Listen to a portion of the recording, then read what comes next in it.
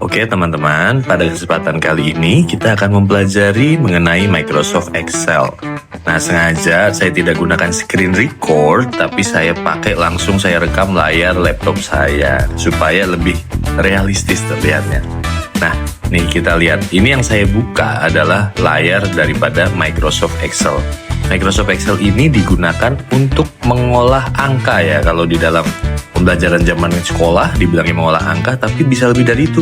Bisa membuat database, bisa dia membuat otomatisasi data, bisa manajemen data, melakukan pencarian data, dan membantu pekerjaan kita di bidang data.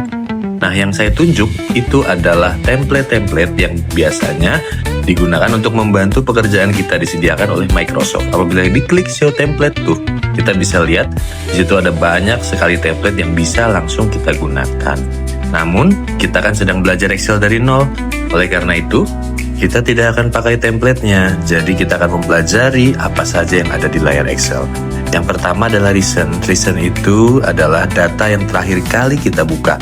Jadi data Excel yang terakhir kali kita buka, lalu sebelahnya ada favorite. Favorite itu yang kita tandai dengan bintang tuh yang saya tunjuk.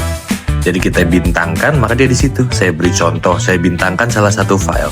Saya cari ada file namanya Dedi, saya bintangkan, maka kemudian file Dedi itu akan pindah ke favorite. Jadi akan lebih mudah untuk mencarinya di kemudian hari. Selanjutnya share with me ini cloud, atau kita pakai internet penyimpanan dunia maya untuk menyimpan data kita. Nah, itu materinya nanti kita langsung klik di blank workbook. Ini adalah layar Excel. Dan yang pertama saya tunjuk A, B, C, dan lain-lain itu disebut sebagai kolom di dalam Microsoft Excel. Selanjutnya 1, 2, 3 yang sebelah kiri yang saya tunjuk itu disebut sebagai baris di dalam Microsoft Excel. Jadi Excel ada kolom, ada baris, lalu ada istilah sel. Apa itu? Yang saya klik adalah sel. Kotak kecil di sana disebut sebagai sel. Yang saya klik saat ini, selnya ada di dalam kolom C, baris ketiga. Maka kita sebut dia sebagai sel C3. Ini penting sekali, karena menguasai apa itu sel, itu nanti akan ada korelasinya banyak sekali pada saat kita ingin belajar formula Excel.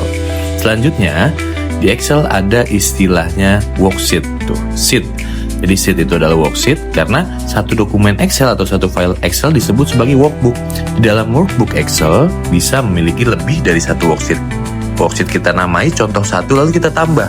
Yang kedua kita namai contoh 2. Jadi sekarang kita sudah punya 2 worksheet di dalam satu workbook Excel.